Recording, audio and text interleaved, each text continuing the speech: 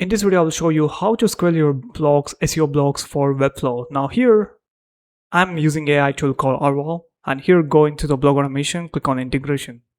Now, if I click on create integrations, I see different CMSs.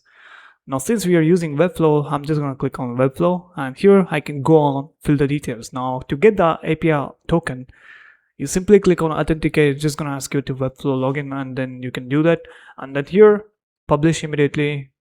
You just don't do this because we want to manually review, and then enter into the draft mode, and then we can choose the Webflow site. If you're really connected, your site shows up, and then the domain also shows up, collection, and then field to use for HTML.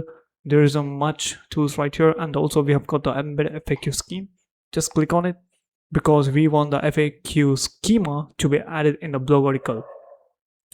All right, for the Webflow, in WordPress it automatically does, but Webflow we need to manually do that. So Arval automatically does that whenever it is generating an article. So that's how you connect. So as you can see, now I have already connected my domain. It's on WordPress. Now if you connect it successfully, it will show up, your domain will show up, and then go to the campaigns and run a campaign for the blogging.